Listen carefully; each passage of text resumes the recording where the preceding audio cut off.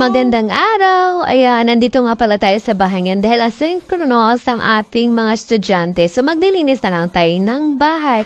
So, napapansin nyo, wala po kaming tile. So, ayan. O, ang ginagawa ko na lang po, nilalagyan ko na lang ng floor wax para pumintab naman. So, dahil wala tayong tiles, gawa na lang natin ng paraan. Sabi nga na iba, lagyan ko daw ng linoleum. Pero, hindi po siya pwede sa akin kasi meron po akong toddler.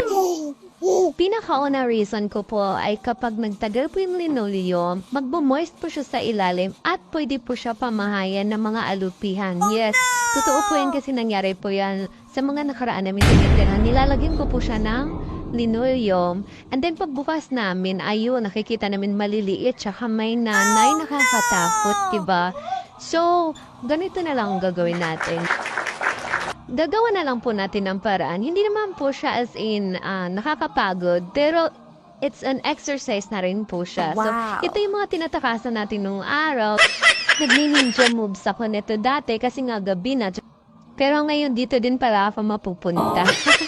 Kung simpleng tao ka na napadpad dito sa Manila, asahan mong magiging membro ka ng NPA.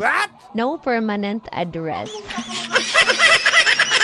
At kung napapansin nyo rin, wala rin kaming sofa kasi nga, diba, ang hirap kaya maglipat og maraming gamit. Tsaka sa sobrang mahal ng bilihin ngayon, so doon muna tayo sa priority. So, ang basic needs muna ang kailangan natin bago yung mga ibang bagay. So, darating din tayo dyan. Char, purita ka lang talaga. Wow! Pero ang totoo talaga, wala akong pambili. So, sa susunod na yan, kapag carry na talaga, sobra-sobra na. So, walang problema kapag ganyan. Ano po ginagawa sa mga upuan natin dyan? So, multitasking yan, mami. So, seryosohin na natin ang ating paglilinis kasi sayang naman yung oras kapag tayo nakatunganga lang. O, ayan, habang pinapatiyo natin, magpupunas lang para naman, matatanggal yung isang linggong libag, charing. So, ayan na nga, kapag ikaw ay napunta sa ganitong bahay, siyempre lang, gagawan mo na lang paraan, diba? Very good. Mahirap naman kung ipapatiles pa namin. So, paano yung paglilipat naman kung magtuklapan kami, ganon. So, ganon na talaga. Gagawa na lang po natin ang paraan kung paano mapalinis ang ating simpleng tahanan. So, ayun na nga, after 2 hours sa paghihintay, ayun, nakapagpalit na po tayo ng damit dahil basa na nga po. At dahil nga, talikogenic tayo, nakatalikod po tayo for this video. Okay. So, ayun na nga, seryoso na tayong magpupuspos sa ating sahig para naman kumintab. Twice a week ko siyang ginaganito. Kasi ang hirap naman pag araw-araw, ang sakit kaya sa binti, hindi siya doon talaga kadali. So, ayun na nga, kailangan ko siyang kuskusin ng maigi para naman matutuwa ang aking kiddos kapag siya yung maglalaro. At dahil talikogenic tayo nakatalikod siya,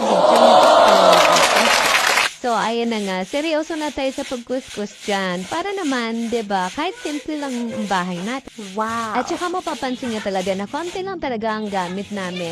Well, medyo malawak siya, pero pinipili ng mga bata na dito kami matulog sa sala. Ayan, kaya kailangan malinis talaga siya kasi nga, dito sila nag-e-enjoy. So, pagbigyan na natin sila. So, yung ibang mga gamit namin dyan, ay di nyo ba alam, may donation yan, ha? So, ayan, thank you pala sa mga kumari ko, ang generous. Ayan, alam niyo na kung sino kayo. So, ito na nga siya, Ito yung simpleng tahanan namin. Wow! So, ayan. So, mga ibang bagay dyan na nakikita nyo, ayan, donation lang yan. Alam nyo ba? So, ayun na nga. Salamat sa mga nagbigay. Choosy pa ba ako? Lalo nga sa mga mababait kong kumare. Hindi ko na sasabihin, baka mamaya pupuyugin ako ng mga kamag-anak nyo channel. So, ayan. So, ito yung simpleng bahay ko. Kala nila mayaman ako. Hindi ako mayaman. Wala nga po sofa eh. Thank you for watching!